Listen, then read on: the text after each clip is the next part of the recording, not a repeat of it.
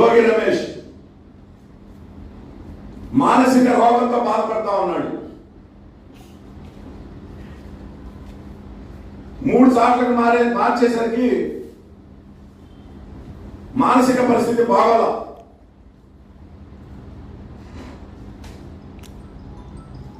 Bode ప్రసాద్కి seat ఇవ్వలేదు అంటే బాణాసంచా కాల్చాడు.